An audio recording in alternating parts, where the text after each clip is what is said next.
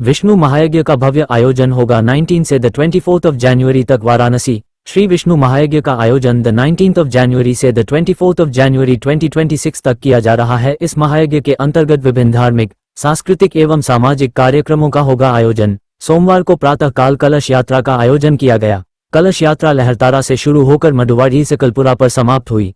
इस महायज्ञ का उद्देश्य समाज में आध्यात्मिक चेतना का विस्तार करना, आपसी सद्भाव, भाईचारा एवं सामाजिक समरसता को सुदृढ़ करना है। यह महायज्ञ मानव जीवन में धर्म, अर्थ, काम और मोक्ष के संतुलन की भावना को जागृत करता है तथा समाज को नैतिक मूल्यों की ओर अग्रसर करता है।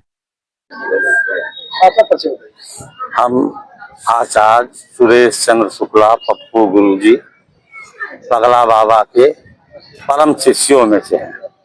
आज कथा के प्रथम दिन है, क्या करना चाहिए? आज श्री लक्ष्मी नारायण महायज्ञ का आयोजन हमने किया। उस आयोजन का आज प्रथम दिवस है। यज्ञ मंडप से लेकर के राम जानकी मंदिर लहरतारा वहां तक कलश यात्रा गया। वहां से होते हुए शीतला मंदिर से फिर हम अपने यज्ञ मंडप में प्रवेश किए। कितने की संख्या में शामिल हुए? हजारों की संख्या में भीड़ रही। भीड़ की कोई गिनती नहीं है। ऐतिहासिक भीड़ देखने को मिला। कितने दिन तक कथा चलेगी? ये कथा 7 दिन तक चलेगी। ये 19 जनवरी से शुरू हुआ है और 25 जनवरी तक चलेगा। इसकी कथा होनी है। ये आचार्य अवनीश जी वृंदावन से आए हुए हैं। वो श्रीमद् भागवत महापुराण की कथा करेंगे और श्री भगवान दास वेदांताचार्य जी भोपाल से आए हुए मध्य प्रदेश दमोह से वो विष्णु महापुराण की कथा करेंगे।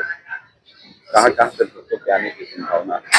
हमें लगता है कि बनारस के आसपास के क्षेत्रों से भी यहाँ भक्त आकर के इस कथा का रथास्वादन करेंगे। समय क्या रहेगा? यज्ञ का समय सुबह 7 बजे से शाम को 6 बजे तक है और कथा का समय दोपहर 2 बजे से रात को 8 बजे तक का है। हम पंडित आदित्य मिश्र काशी हिंदू विश्वविद्यालय के छात्र हैं और काशी में परंपरागत तरीके से यज्ञ आदि कर्मकांड का संपादन कराने वाले आचार्य हैं। इस लक्ष्मी नारायण महायज्ञ का सौभाग्य है जीवन में। जब यज्ञ जीवन में आता है तो व्यक्ति के जीवन में उसका सौभाग्य जगता है, तभी उसके जीवन में यज्ञ आता है। तो भगवान की बड़ी कृपा रही कि इस लक्ष्मी नारायण महायज्ञ का आचार्यत्व हमारे हमको भगवान की कृपा से प्राप्त हुआ। उस यज्ञ का आप लोगों के समक्ष हम आचार्यत्व करा रहे हैं। आज क्या क्या पूजा पाठ क्या? आज हमारा जो दिन की शुरुआत हुई, प्रातः काल हमने जल यात्रा निकाली। यज्ञ के प्रारंभ के लिए हम लोग, क्योंकि समस्त कारणों का, समस्त यज्ञ का संपादन कराने की सबसे पहले जल की आवश्यकता होती है। तो हमारे यहाँ पृथ्वी में हर एक चीज का पूजन का विधान है। प्रत्यक्ष रूप से जल के पूजन के लिए समुद्र जलाशय का पूजन है।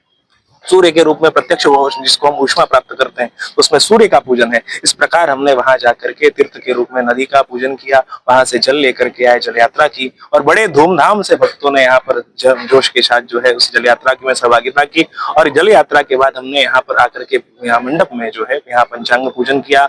गणेश, वरुण, षोडश सप्तशत, नांदीमुख इत्यादि पूजन करके मंडप में प्रवेश का कार्य अभी पूर्ण हुआ। अब इसके बाद हमारे यहाँ अरणि मंथन, हमारे यहाँ वेदों में हमारे अग्नि के उत्पादन के लिए भी एक विशिष्ट विधान है जिसका नाम है अरणि मंथन प्रयोग। अरणि मंथन के द्वारा यज्ञ के अग्नि की उत्पादन होगा और उसके बाद कल से हम लोग यज्ञ का प्रारंभ करेंगे।